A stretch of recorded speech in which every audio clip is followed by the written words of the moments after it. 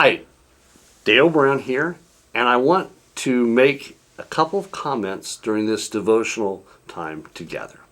First of all, I hope you have a great and wonderful day, and that you feel God's blessing and love with you always. We in the United Methodist Church have gone through a season of great struggle. If you look at the history of mainline denominations, the Episcopalians, the Presbyterians, the Lutherans, all of us have gone through, what do we do with people who are LGBTQIA+.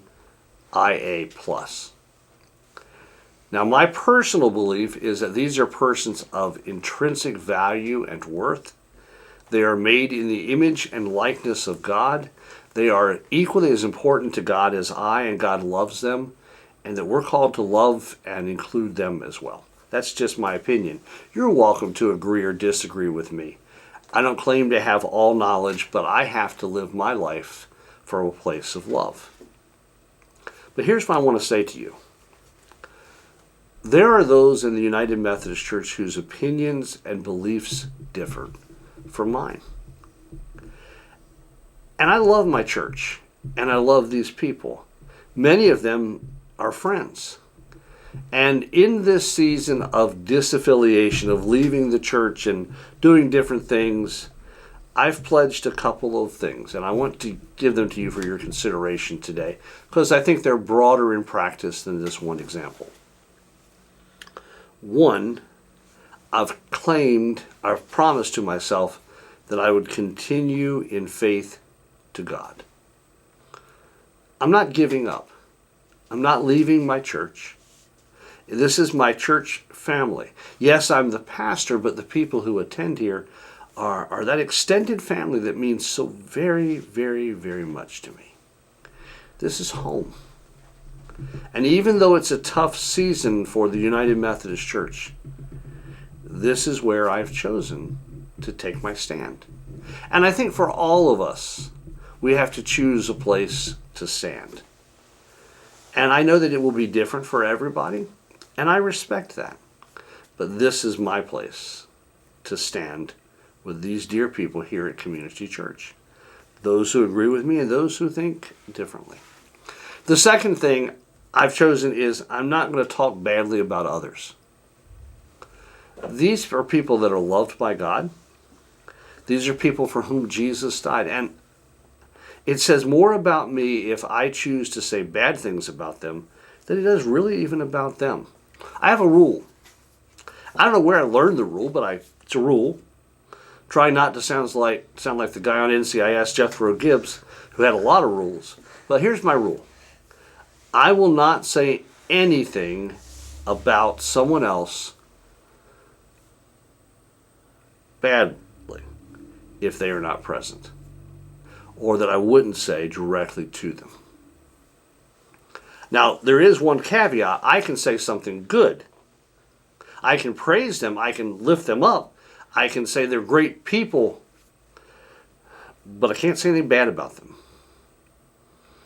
And it goes back to that thing of, as a leader, as a pastor,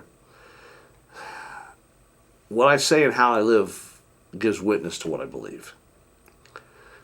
And even though we're on different sides of issues, and even though we have different types of opinion and feelings, I'm still not going to say anything badly about someone else. I'm not going to talk behind their back. I'm not going to endeavor to make myself look better by talking about somebody. It's just not the right way to live or be.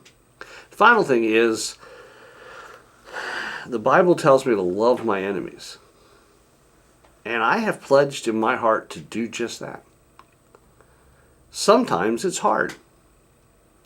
Sometimes mean things are said by both sides of an issue. People say mean things to us or to me or to you in life, but we don't have to respond in the same way. Jesus says, love your enemies. Do good to those who persecute you. If someone says, go with me 5 miles, double that. If someone says, give me your shirt, give them your coat as well. It's a radical ethic of living our faith out, and quite frankly, I think it's something we need to commit ourselves to. Here's why. Number one, I think it allows us to be like Jesus. Number two, People are watching.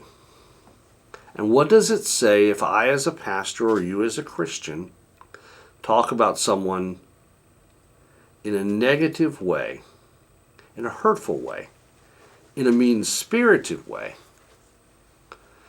and others say, well, there must not be too much to that. His faith must not be very important.